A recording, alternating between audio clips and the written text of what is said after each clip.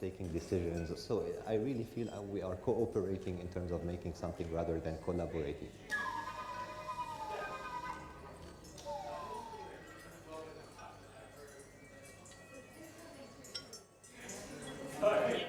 Student, I wanted to go towards performance. And the physicality inside my performances is also like coming from this desire to be close to people and to really address people on the spot. The more my work develops, the more performance is an articulation within something wider. With the reverse collection, the idea is to have. So here's what we're gonna do. So you want from 233. Yeah, to 321. Okay.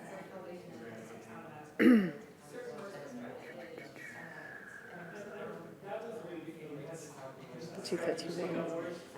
Oh, yeah, sorry, 233. Yeah, you're right. All right. So what we're gonna do is we're Yeah. just gonna exit out of this. When you go to play, you're gonna do your full screen the way you would. Tell us, and then you're gonna hit play. Does that make sense? Okay, so you let's would go to say, full so I'm screen. here, and I'm full screen there. Uh-huh. So you want me to...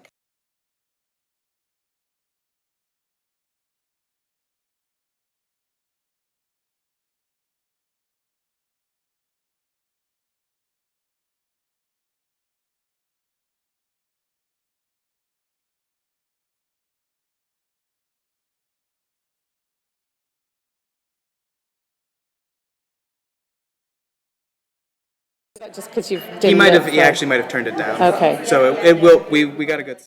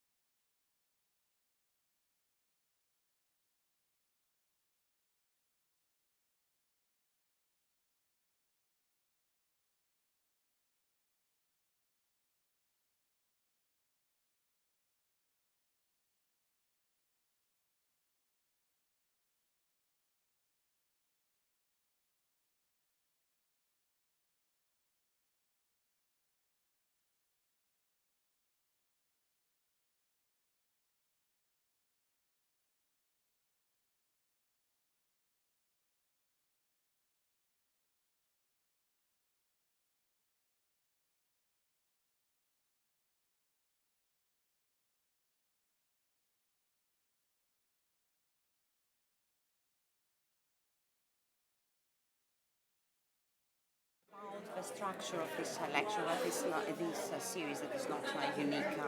It's not the first time, not going to be the last time that curators and scientists they sit in the same room. But the structure of this event, a lecture followed by a forum discussion, might help to discuss further the faculty all these topics and questions that they are pending. And then I will send part of your short bio, and then I will welcome you to the conference. Okay, so shall I sit down there? Yes. Okay, that sounds good. I'll sit down there. What time are we kicking off? We should start 3 minutes. Let's give give the first 5 minutes for people. Yeah, okay. Really pleased because the people from the University of Chicago, from Northwestern, data archive about the film archive of Chicago, and there are people from the VOCA as well coming. Oh, they good. mentioned that they confirmed their participation. So, Okay, who's coming from Boca? it's the director. Oh, Lauren. Lawrence coming. Lawrence, yeah. Great.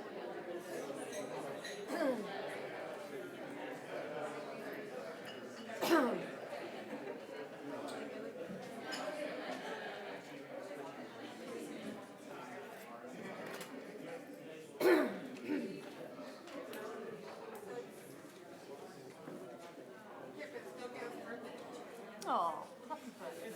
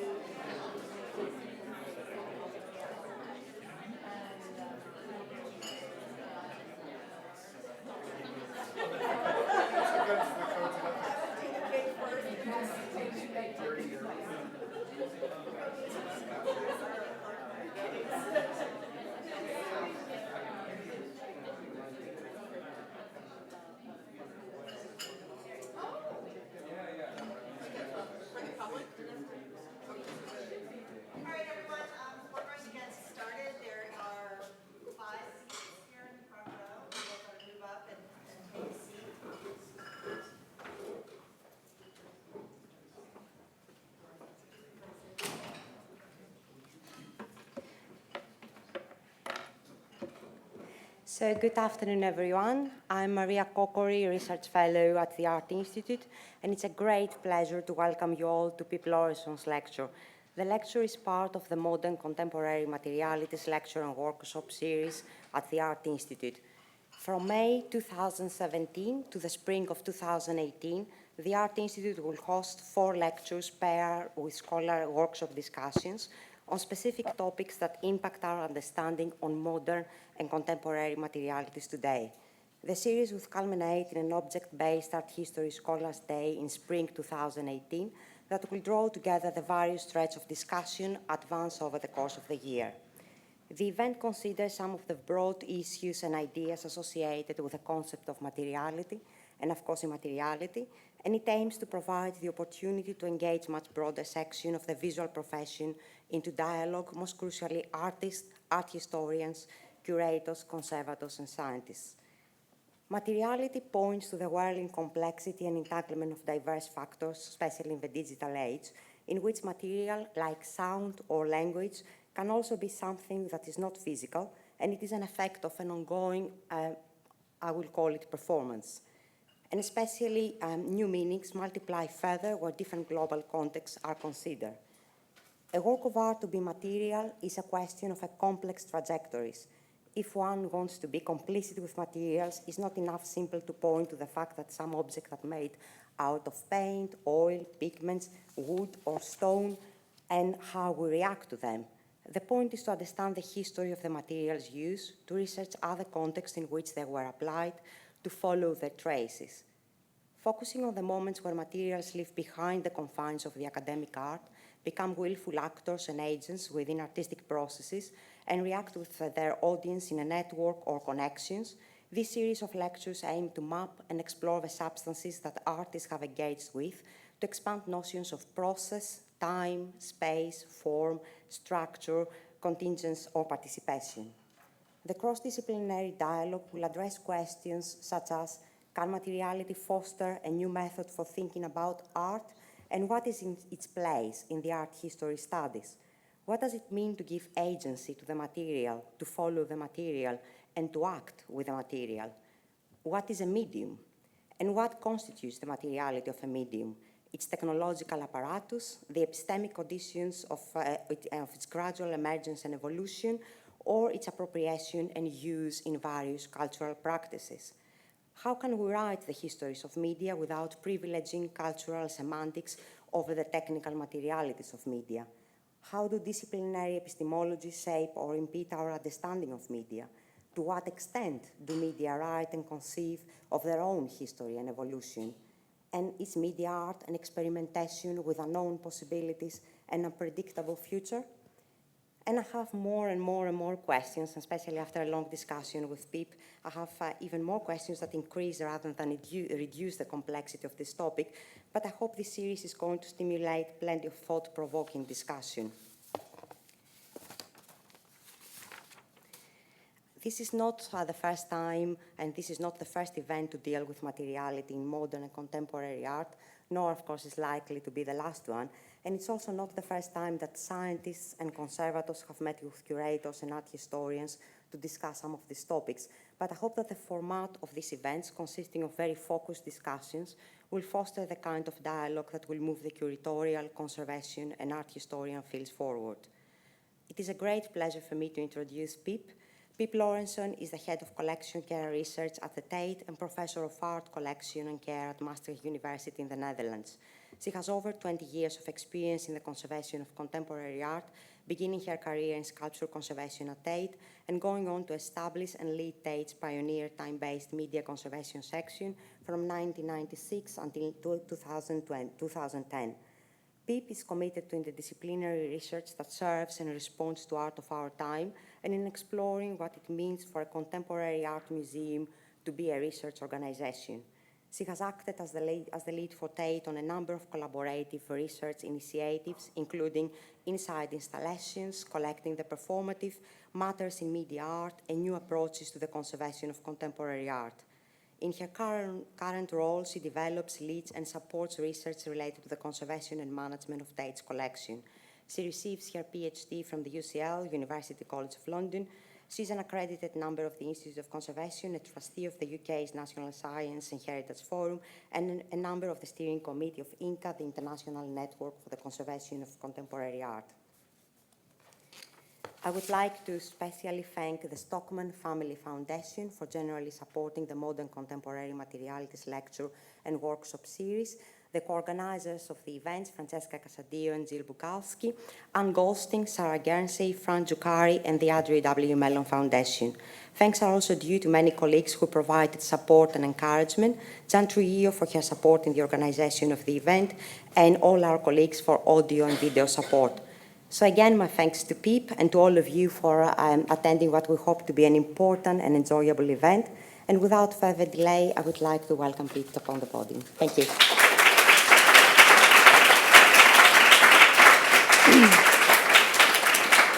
Thank you, and thank you very much for the invitation today. It's a great opportunity, actually, to be at the Chicago Art Institute.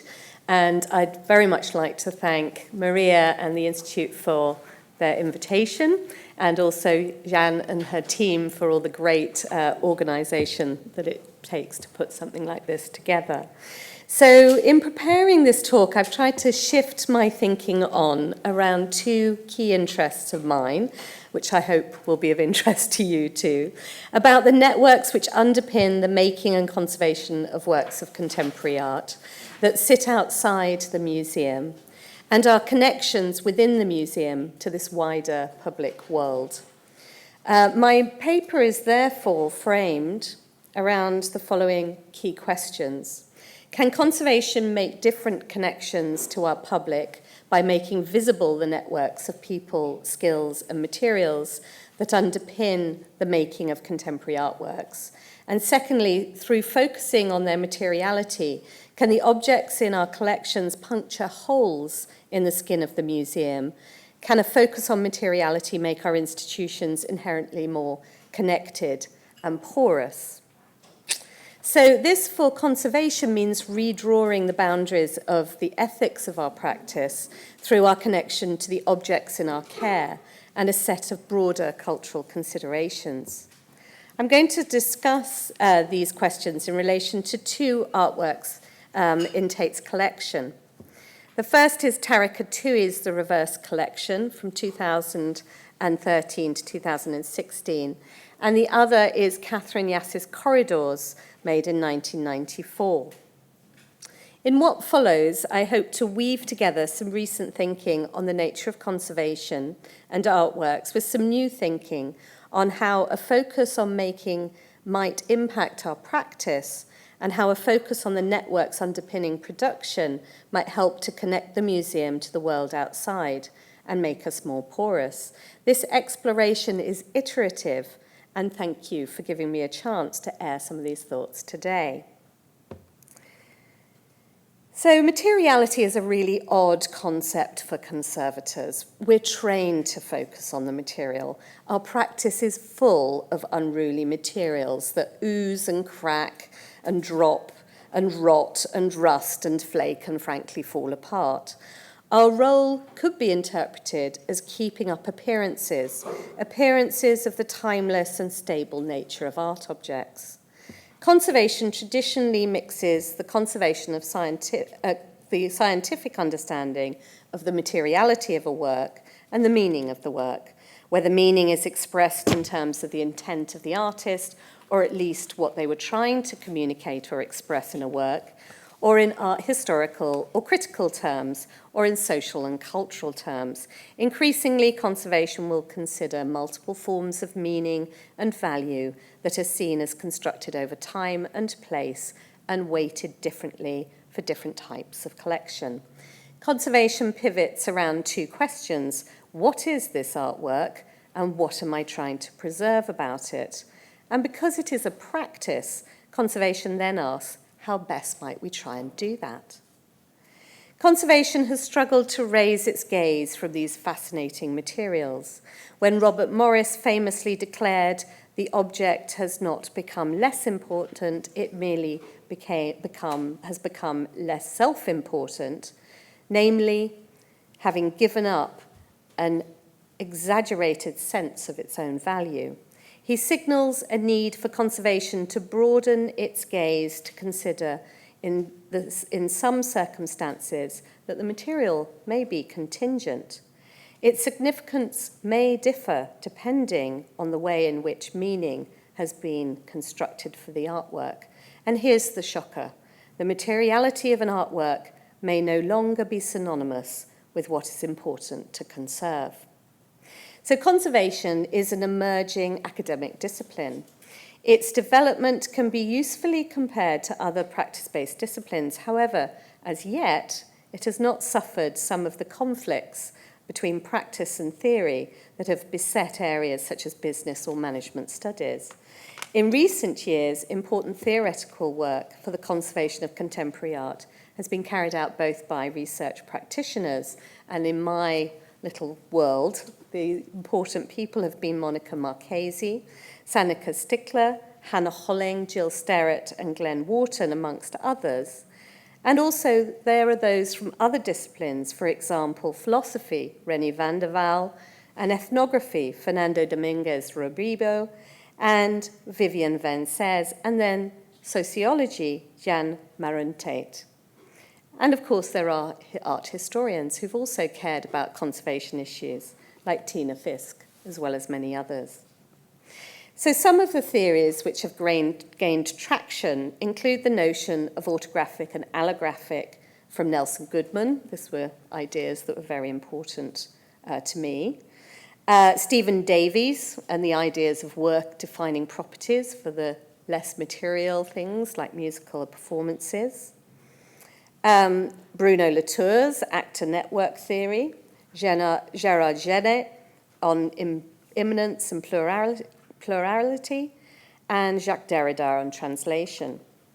As you can see, contemporary conservation theory is rather magpie-like in what it draws upon. Through initiatives such as the Marie Curie Innovative Training Network, we're seeing research in the conservation engage as much in recent humanities-based theoretical developments as it traditionally has, looking at scientific developments. So modern and contemporary art may have challenged notions associated with the hand of the artist and skill by using a range of unorthodox materials, have engaged with industrial forms of making and fabrication.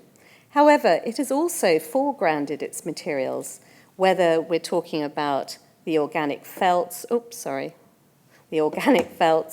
and fats of Joseph Beuys's fat battery, or the delicate Corten surfaces of Nan Garbo's head number 2, made originally in a smaller version in 1916 and then made into a larger version in 1964.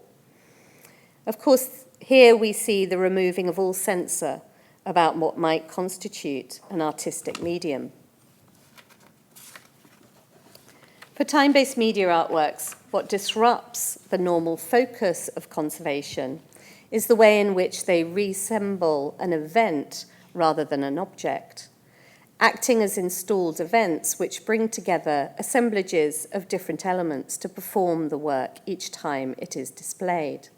This might be equipment of a certain type, specific art objects, display copies of media, constructed spaces with light lock corridors, carpets, acoustic materials, screens, etc. For conservation, what is held by the museum is the means to realize this work, including the material means and also the knowledge of the parameters of what must be realized in order to enact a display of this work, and of course, the authority and rights to do so.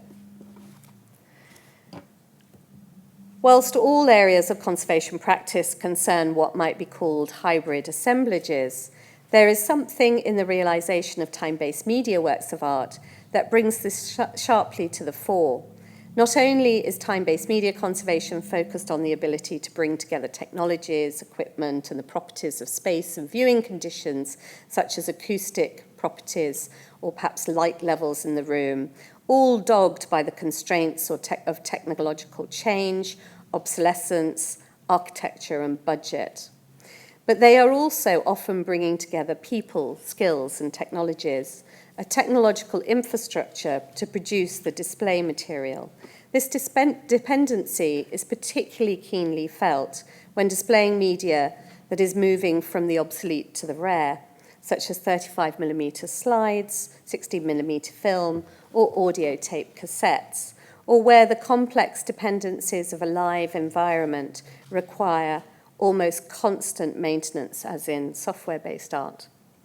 So time-based media artworks are therefore precarious in both their dependency on an uncertain technological future, the degree to which their realization is dependent on a complex array of people and things, and also, when on display, the risk of imminent technical failure, which might leave just nothing but an empty black box or a blank screen. So time-based media installations and performances in their identity as installed events demand that we take an approach that sees each installed instantiation of the work as an event, as a production, involving many people, things, skills, processes, and materials. In some cases, famously, for example, in the works of Tino Chagall, these works might be materialized during their display through interpreters. This is Chagall's name for his performers. They leave no material remains in the terms of documents, photographs, videos, or recordings.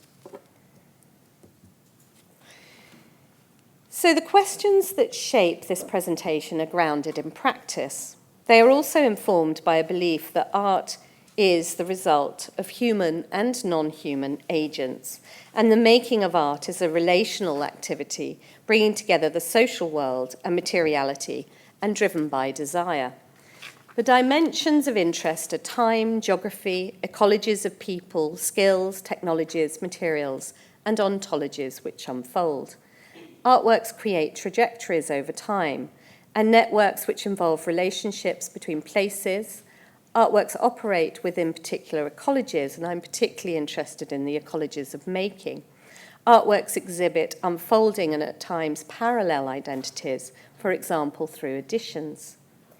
So in his paper on the discrepancy between objects and things, an ecological approach, Fernando Dominguez Rubio makes a distinction between objects and things. Things which are imbued with value, meaning, and power become objects. In Western culture, one of the examples of these types of object are the art objects, which are seen as, and I quote, unique and irreplaceable products of human creativity. Excuse me. However, Rubio argues that not only can the relationship, this perfect match of identities between the thing and the object, between the thing and its status as an object be severed, it is also precarious. And I'm going to add two other quotes from Rubio because I think this concept's actually really useful for conservation. So, this match between things and objects is fragile and breaks down over time.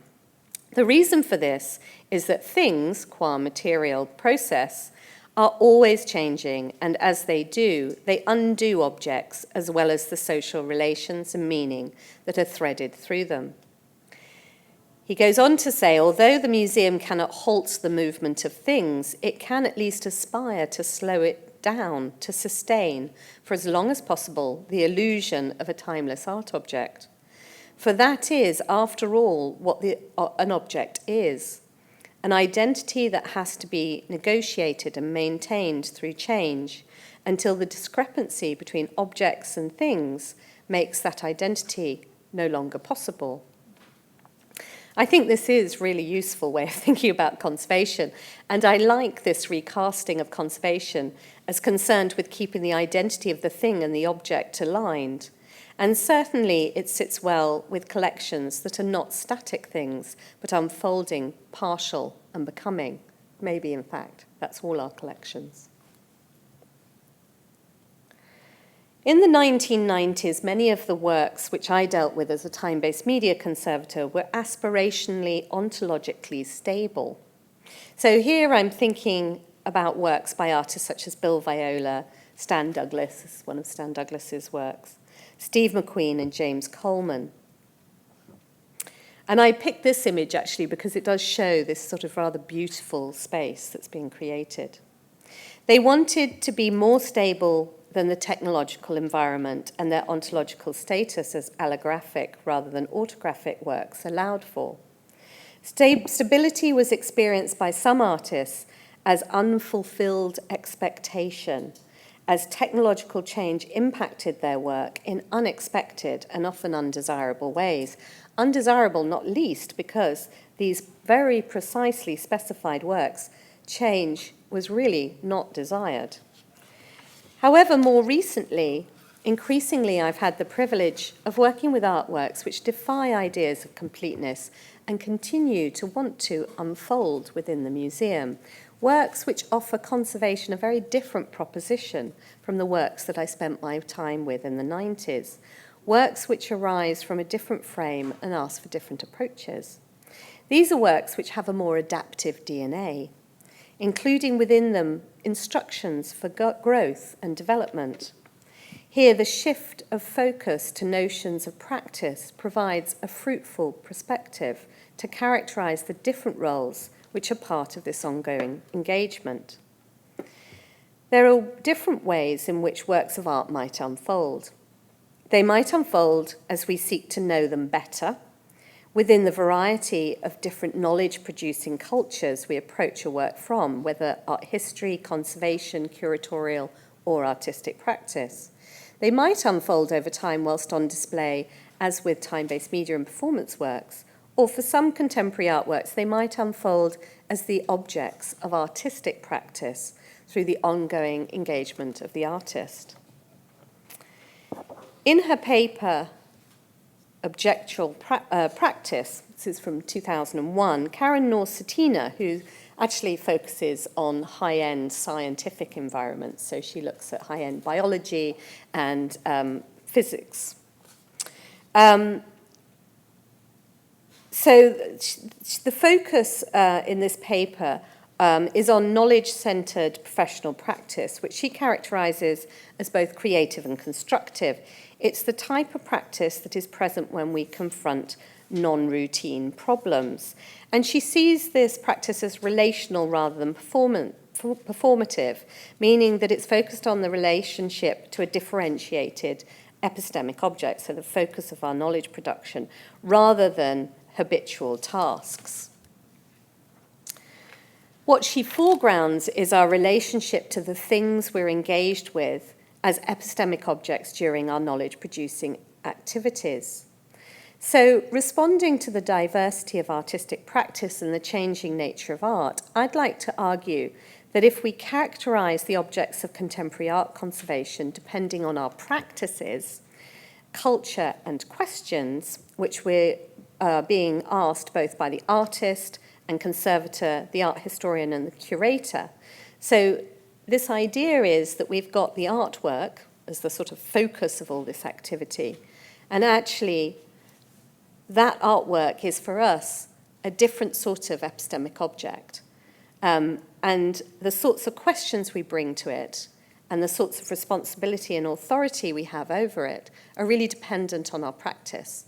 So the questions that a conservator in a museum will ask with a very much a view to the long term are going to be very different from the questions that the artist is going to produce in terms of seeing that as the object of the unfolding object of their art practice. So I think the reason I keep banging on about this, the reason I think this is important is that I think it helps us to demarcate the territory and the authority of the different practices in relation to the artwork, so that we can distinguish the role of the conservator or the artist or the curator or the artist's assistant. Of course, there's still potential to explore how these roles might be delegated, but I think that this focus on practice helps to clarify and demarcate the authority and responsibility as determined through these specific practices. So what drew me to the work of Karen North-Cetina and her account of these epistemic objects is the degree to which it aligns also to our experience of those artworks which failed to fit our assumptions of the complete artwork for which a set of work-defining properties can be described. So I'd like to explore the possibility that these artworks are also in themselves epistemic objects of artistic practice, as well as the epistemic objects of our conservation practice. Although actually this idea of the artwork being determined by the questions that we bring from our practice actually works perfectly well for our traditional artworks as well. And I think if we look at some of the extraordinary work that conservators and conservation scientists do in relation to really digging deep and trying to solve particular problems about artworks, there's no doubt that this is a knowledge-producing practice. But I also want to use this notion to help us understand how these artworks themselves unfold in a much more kind of contemporary and some of these more contemporary and challenging works. So I'm going to do this to start with by looking at Tariq Atui's The Reverse Collection, and then I'm going to talk about Catherine Yass's Corridors, because they are both epistemic objects in my conservation practice, and my understanding of both has unfolded over long periods of time, or different actual periods of time. For Atui, I think it's really been a question of a couple of years that I've understood the Reverse Collection, whereas I've spent 20 years working with Catherine Yass about corridors. And so I think it kind of gives these different temporal dimensions to these notions. I'd also like to suggest that the relationship of some artists to their artworks as epistemic objects help us to illuminate the ways in which certain artworks in our collections just fail to conform. So let's start with the reverse collection. So this was born out of Tariq Atui's interest in Arabic music and ancient musical instruments that were where much of the expertise about how to play these instruments has been lost. And in an interview with Tariq Atui, he really talks about his interest in Arabic music being its ability to adapt, and that being this notion at its core. It's a form that defied notation, and partly because it didn't want to be fixed in a particular aesthetic moment. It wanted to leave open the possibility of future instrumentation. So engaging with different musicians and composers, this story actually begins in Dahlem, in Berlin in 2014. Dahlem is an extraordinary collection of ethnographic musical instruments. And what Atui did is he brought together a range of musicians to explore the sounds that could be created through these musical instruments. And a period of research resulted in a series of performances where a range of instruments were performed. I think what's really fascinating about this, for people who sit in the museum, is this project really started from a conversation between Tariq Atui, the conservators at the museum, and the director of the museum, and the purpose of the musical instruments collection, and why the instruments were often rendered unplayable in order to ensure their preservation. And I quote from an interview that I conducted with the artist. And he said, the museum director's answer was that this conservation happens for ethnomusicologists to be able to reproduce the instrument by studying its mechanisms, materials, and principles to make a replica. And from this discussion, Atui recounts that he thought, okay, well, let's take a component that is discarded, which is the sound of the instrument, and try and make a new history from that point on. So in the context of the 8th Berlin Biennial in 2014, Atui invited 18 contemporary musicians to explore the collection at Dahlem.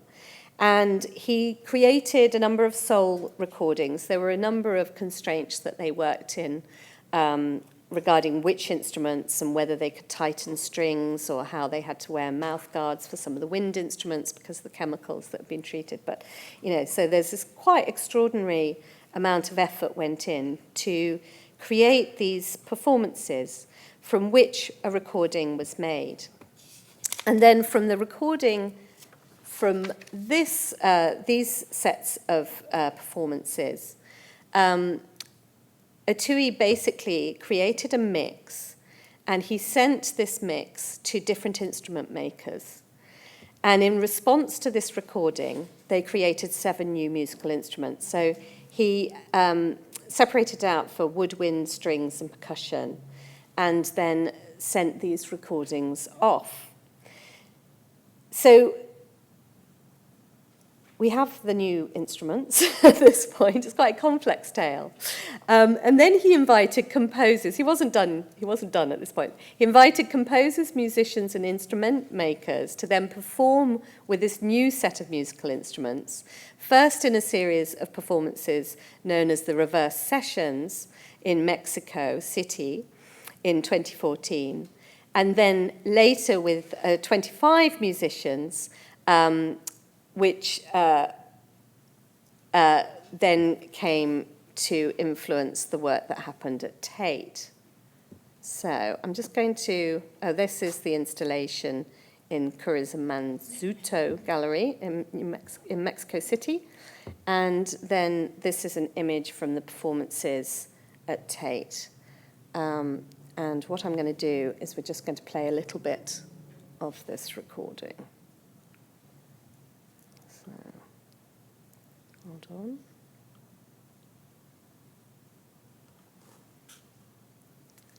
The more my work develops, the more performance is an articulation within something wider. I might just start that again, actually, just because The reverse collection, the idea is to have... Okay, let's try again. The more my work develops, the more performance is an articulation within something wider. With the reverse collection, the idea is to have all these performances inside the tanks and at the same time to record them. Whatever is being played here will become my material to work on a composition that we can hear inside the space. Performing is to help a research or to help understand something that would allow making an instrument or making an interface or pushing a concept further. And that's how I start to understand and work with performance as a strong, concentrated momentum that can teach you a lot about other things you're looking for.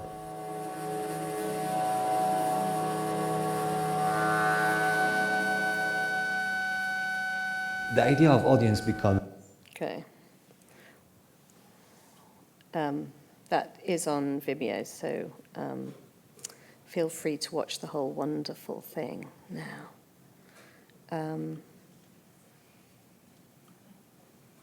Now, this work has come into the collection, and with the conservation and curatorial team,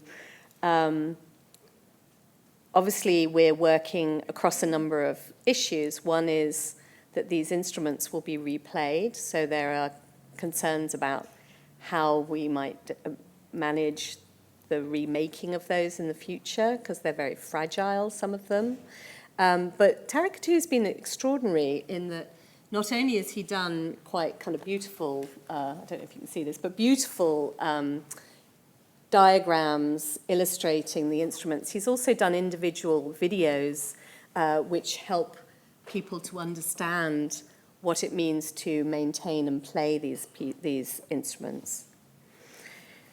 And actually, the reverse collection demonstrates similarities with our film, slides, software-based and time-based media works, and many of our performances, in that this work requires that we remain connected to specific communities of practice, external to the natural relationships maintained by the museum, namely contemporary electroacoustic musicians and musical instrument makers. Connecting to these communities are required for Tate to be able to activate these works in the future. And what Tarek Katoui says is getting the music and art worlds to meet outside of their usual frameworks allows new ideas to emerge on both sides and reconnects the work with the legacy of my favorite composers and artists. So not only do we have in this artwork this idea of this unfolding nature into the future with these complex relationships in terms of how this work can be realized. It can either be realized as an installation, it can be realized inviting composers and musicians to come and play the instruments in new performances, according to a slightly improvised but within a structure score that Tarek Katoui has established, or it could mean reactivating from the original recordings and making new instruments. So it's got quite a complex ontology, this work. But he's also, not only has he made us think about that, he's also demanded that we have this relationship with the world outside the museum, and that we actually, in order to have this work in the collection, we need to really think about how we maintain that relationship. And that's something that's really interesting to me, because I think it actually highlights something that we know within the museum anyway, that we have these dependencies externally. So the artwork is a small socio-material network that has involved 11 instrument makers, 7 instruments, 59 musicians, 1 musical coordinator, the artist, the Dahlem Museum and its collection, the museums and galleries involved, their staff and their spaces in the displays, the Berlin Biennial as the instigator, the compressors, compressed air, audiences or lack of them, chance, improvisation, composition and intent. It has emerged over a period of 3 or 4 years and conceived of as having a DNA authored by Katoui that is set to unfold over time. Such a work asks us to reassess the relationship to the public sphere and the museum.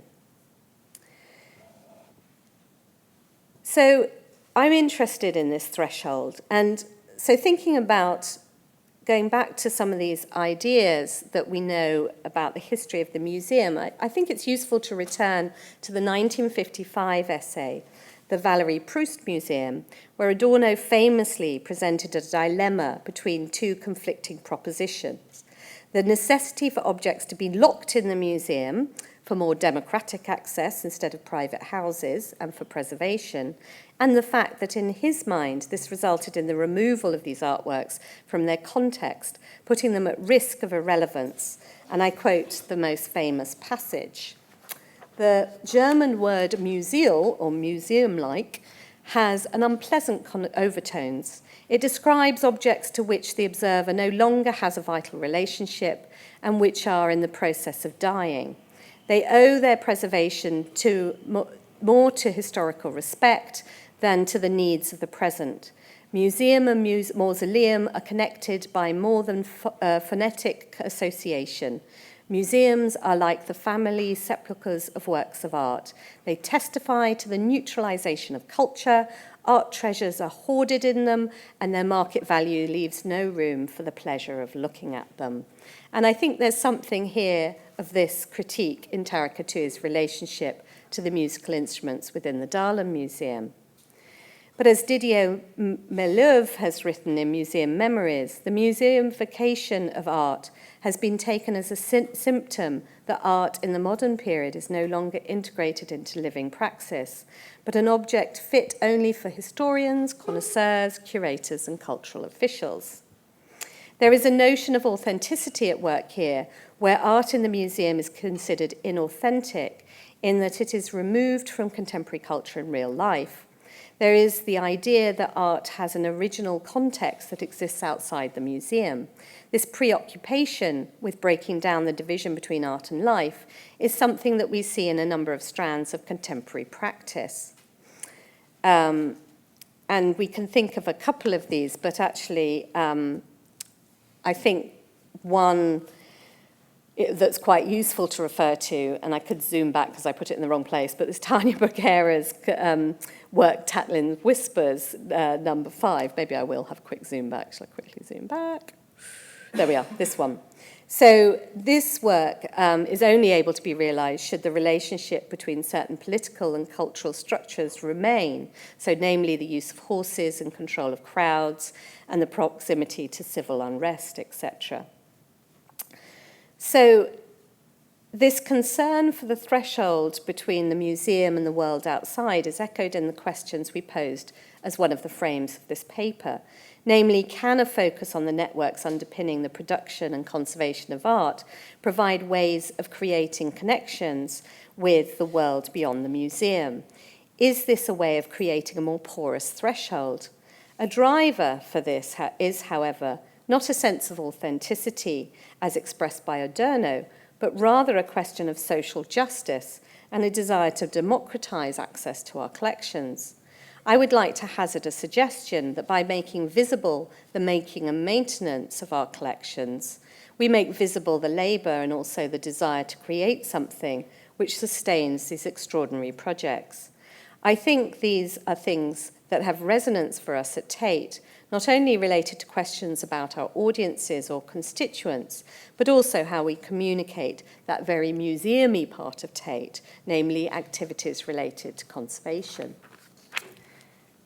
However, it's not only in works such as the Reverse Collection, with its different trajectories and forms, and its complex history and relationship over time written into its DNA, that can do this.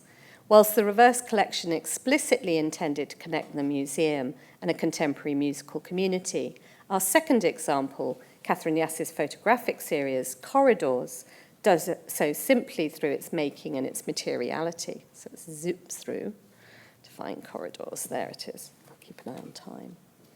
So recently I've had the real privilege of working with the anthropologist Heidi Geismer, And this, one of the great things about these collaborations actually is that it's a possibility to really open up other people's literature and really share these kind of journeys of examination. So we started to look at Catherine Yass's series, Corridors, from 1994. And for me, this was a return to an object that I was responsible for, developing a conservation plan back in 1996. And what's really surprised me in looking at this again and really going into the making of this object was its singularity. It was so made at a particular moment as a result of certain set of desires and constraints, and also the precarity of the networks of people and skills and technologies that underpinned the making. So I'm going to kind of zoom through this a little bit, but Catherine was commissioned by the Public Art Development Trust in the UK to make a series of images for a psychiatric hospital in southwest London that was built in the 19th century. And she was really interested in the use of photography in research into mental illness. So she took this series of photographs, which were originally supposed to be the backdrops for portraits of people that currently worked or were being treated in the hospital. However, instead, Catherine became really interested in these images of empty spaces and decided to create these works as the finished pieces. So I won't go into it, actually, but because we're running out of time, but one of the things that we've really been looking at using anthropological techniques like chaîne-à-poiretoire is really to understand the very precise way in which these works are constructed, because looking at them, even for very experienced photographic conservators and curators, it's actually very hard to unpick them. They've got all sorts of elaborate moments of cross-processing in them and some really extraordinary, I'll sum it up. I mean, basically, she had two images, one of which was loaded the wrong way round and then processed as E6, and the other, right way round and processed as E6, and then wrong way round and processed as C41 processing. And then she created this sandwich, which you can see here, which she spent hours aligning in her studio and doing everything she could to remove the dust. And then from that, she worked with a group called CPL in Edenbridge in the UK and enlarged them onto Cibachrome, and then they amounted into light boxes. So we have a lot of detail now about this infrastructure that's proved very precarious in terms of the Velvia film that she used, which very particularly had the dynamic range around colour that she wanted, as well as the dates of the Cibachrome material that was only produced between 1992 and 2012. But when Corridors was acquired, the acquisitions process actually initiated this series of conversations that were really partly informed by the fact that these were managed within time-based media conservation. And I think what's interesting is that means that we've had about 20 years of talking about the future of these works and whether they could be replicated. And it's only coming back, I think, at this point that we've really understood just how precarious the networks were that underpinned these works. And also, I think, revisiting these works in the store and having a look at how, despite these hours of painstaking work to remove the dust, we still see these elements that are captured in there, the eyelash in the title of my talk, and these moments of dust.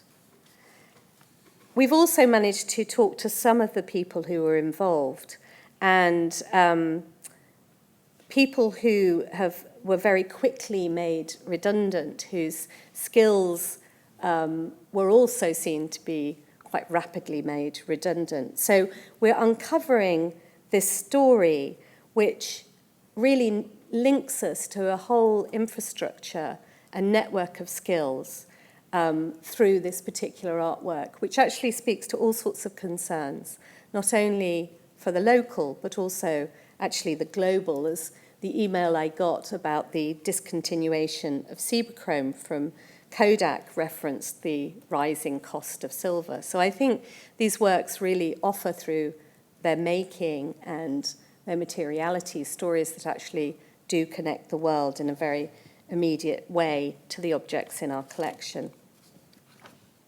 So I'm conscious of time, so maybe I won't do that. Okay. So in conclusion, I'd like to return to this question of how rendering visible the labour in making materials and technology underpinning these two very different works and its precarity might serve to offer new narratives that might connect the museum to its constituents. At the beginning of this paper, we posed those two questions. And as a practitioner, my inclination at this point is to reframe the practice of conservation as one linking to a broader movement of maintainers, which has been done by the ethnographer Fernando Dominguez Rubio, as well as others like Caravan Molson of AV Preserve and Stephen Jackson of Cornell University. But I'm going to talk about the Dominguez Rubio paper because he has this very immediate sense that leaving traces of their work and their agency can break the spell that makes us see these things as unique and original objects and reveals them as collective objects. Now, one of the questions is that going to cause a problem for the museum and the status of the artist? Actually, I think one of the ways in which we can manage this is by tapping into this notion of desire. And recently, I came across a paper which was actually talking about the global assemblage of assisted reproduction, so quite a different area, but a very emotive topic.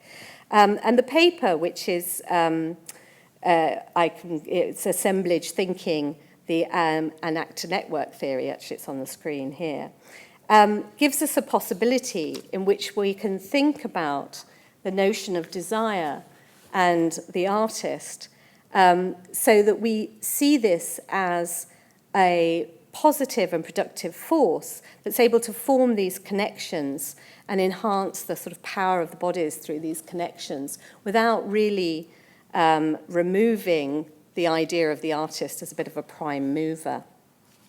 So what I like about the agency of the concept is that although the assemblages which emerge prompted by desire may be supported by many different types of desire, actually it might also assign the artist the primary force here.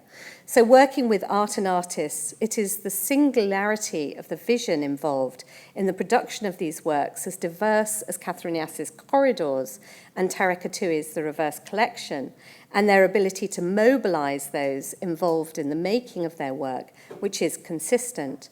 No doubt there are other desires at play, the desire for skill to be recognized, the desire to perform in certain venues, the desire to be part of something, the desire to get paid, no doubt, all play part for those involved. But it's this desire to create an artwork that is a particular, unique, and irreplaceable product of human creativity, which I think is central. So just as we're in Chicago, I'd like to also, in the spirit of learning from art and artists, point to a work of Theaster Gates, namely To Speculate Darkly, Theaster Gates and Dave the Potter. So this, as I'm sure this audience knows, was an exhibition at the Milwaukee Art Museum in Wisconsin in 2010. And here the ceramics and poetry of an African-American slave potter called Dave was a vehicle for connecting the museum to communities, including those who worked at the Kohler pottery. And here is an example of where, by focusing on the materiality and the making of collections, the artist was able to make the institution more porous and connected. I think we should have the courage to see if we can harness the agency and histories of making and materials to speak to communities about labour and precarity, and to honour some of the long-standing relationships of care and trust that are present in conservation, curatorial and artistic practice, and in their relationships to the networks that underpin their production, display and conservation for a range of types of work. Thank you.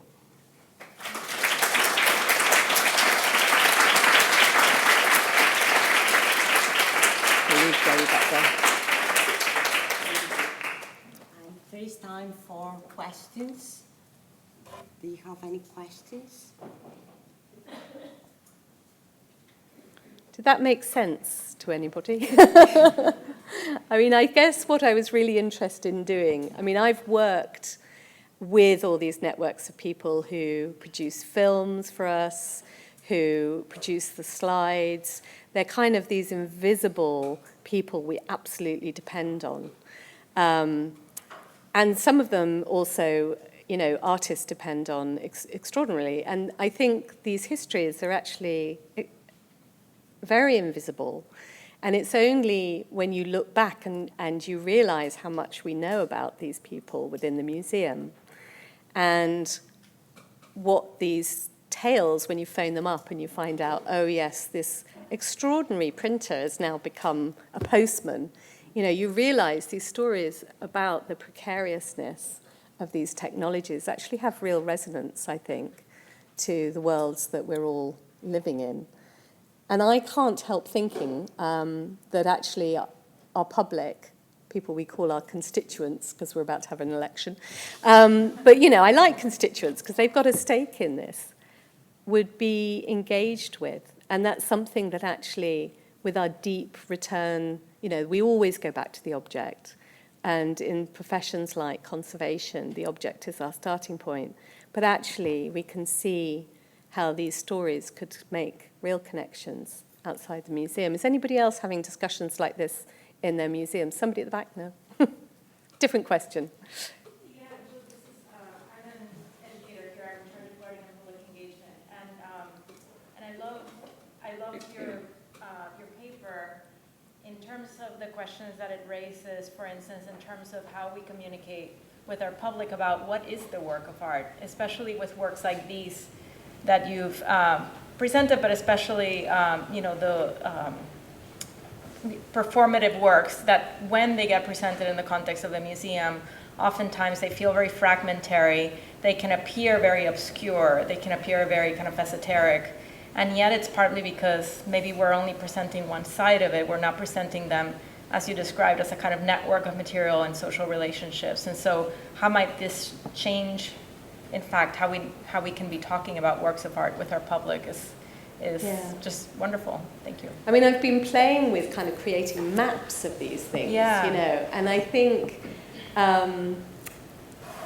and it's fantastic once you see the connections. And also, I think the other thing that's quite helpful for the public is, you know, one of the things that Tara Katui talked about was really how difficult it was not being in a kind of performative, normal performative environment where everybody comes, sits, they all come from their community probably, pretty much. They pay attention, you know, they're really rapt, you have that kind of engagement.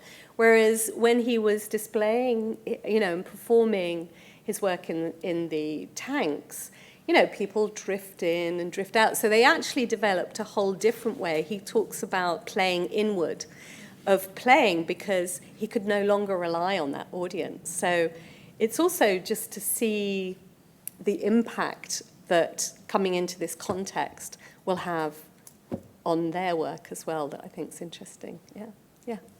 Thank you. So I take your point very well throughout the paper about the usefulness of this, and especially the dimension of the precarity of those artisans and workers and the industries that undermine this. But I wonder about this, and this may be a bigger conversation, as a general museological strategy. Because one of the effects of so extensively focusing on the networks, technologies, and material histories of objects is to further participate in the fetishization of skill and ends up reducing very capital necessary works. So Tara Katui, for instance, like that's the amount of capital that was required to hire the team of performers, the team of fabricators, all of this. I mean, if this becomes the way that we think of as a way to engage audiences, then one of the impacts of that may be to further privilege a kind of artwork that's only available to those who can mobilize that kind of capital in order to create an artwork. I know that's not your point, I'm just kind of thinking. No, but I I mean, you know, I like this discussion because actually often what we're talking about is constraints as well. So it's not just the high-end productions. What this sometimes also reveals, I mean, I had to skip a lot of what I was going to talk about with the Catherine Yass because I realized I'd said way too much. But, you know, there's these moments where she had one day and she could only afford to make 2 prints of each. And there was a point at which you've definitely got this sort of dynamic between her and the people in the commercial environment where, you know, they really appreciated her wanting to use their extraordinary skill, which was largely invisible, but there was a point at which the economics had to kick in and they said enough, and that was when the work was made. So I also think that this is a story about some of the constraints economically on making art. So I don't know, let's see whether the same thing can work for things that aren't these extraordinarily elaborate productions involving these networks. And also, I'm not sure how seamlessly we can go from, you know, a traditional sort of object and these works which are pushing the threshold or might be participatory practice. I don't know if we can construct a nice continuum there around this story for a particular strand of perhaps a particular narrative we want to tell. I'm not saying it's the only narrative, I'm just saying maybe it's a good narrative that will help us kind of connect the museum to some of our audiences. But yeah, I think, don't know, let's keep unfolding this one. Yeah. So in the reverse collection piece, is the Dahlem musical instrument collection a formal component of that artwork? No, it's not. It's the formal component is outside the space where the work is performed or installed, because it does have an installed form as well, where when the performance is not going on. There is a screen which is not that big. It's kind of, you know, but not that small either. But you know, it's that sort of size, which shows the original performances of the original musical instruments of Dahlem. So that is a formal component.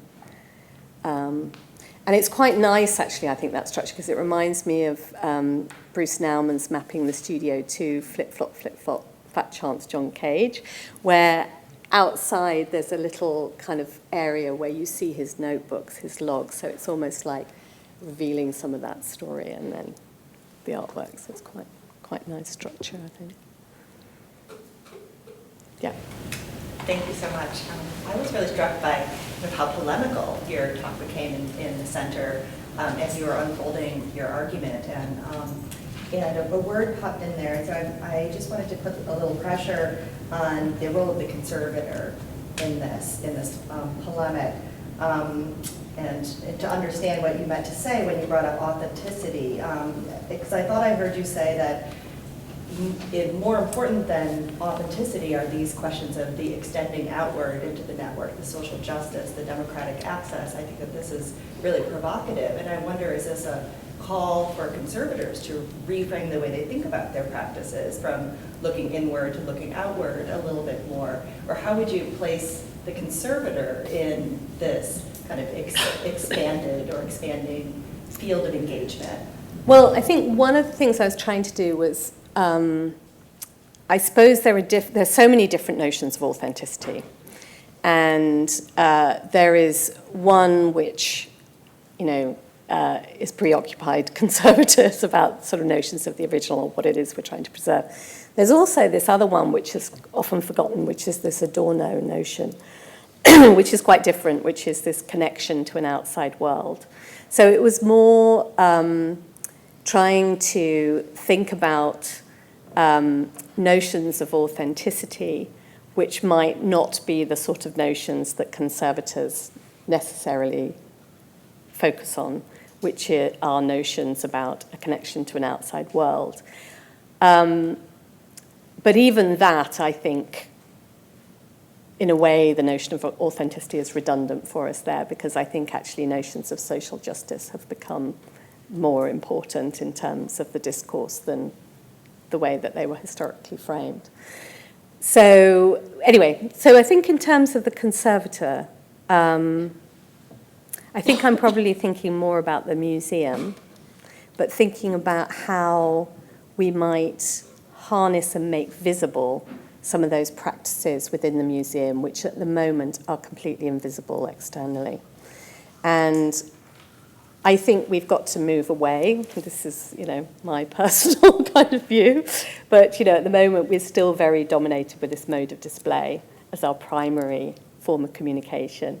And then we have all this extraordinary stuff that happens. And I think unless we surface that, actually, we're doing a disservice to the extraordinary institutions that we all, are lucky enough to be involved in. But also, I think we're stopping a form of communication which is very relevant to our public. And I think that there's a narrative here about care and commitment in the long term and maintaining things, which I think has got resonance. So, yeah, I probably am a little bit polemical, but only to try it out and for you to shoot it down. I think it struck me because, Francesca and I went to a Mellon Foundation convening in March, and similar feelings, I think, were surfacing there that kind of stood out to me to hear it from you from a completely different point of view. Okay, good. I may not be alone. So it strikes me that there are two things at play. On one hand, there's this idea that we're going to present the network and make the image of the network readily available so that we have different means of access and understanding the work. And then there's this idea that we're going to understand the network to such a way that different types of technologies, different types of agents in the process could come to the fore a little bit. And so that's the part that strikes me a little bit, and I wonder, it strikes me potentially as a little bit, and I wonder if you come across that in your practice. So for example, we're in a project where we're dealing with a concrete sculpture, not the one you think I'm talking about, but a different one. And the artist created the work for the Paris Biennial, and then it was destroyed. And then he had studio assistants at a later date reconstruct the work for him. And so we're in contact with one of the studio assistants, and this studio assistant is also in contact with all the other institutions that have these works. And so at this stage in time, many have been reconstructed, many according to his hand and according to his knowledge of the work. And so one starts to worry, or I personally have a little bit of anxiety that the narrative now about the work is contingent upon this one studio worker who still lives.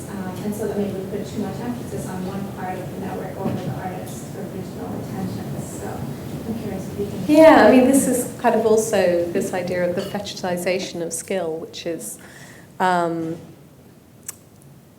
everybody I speak to about this worries about how this shifts the balance between the artist and the network, whether artists will want to make it visible, whether we're putting too much, we're giving too much power in a way to these other voices. And this is why I really liked this notion of the desires involved.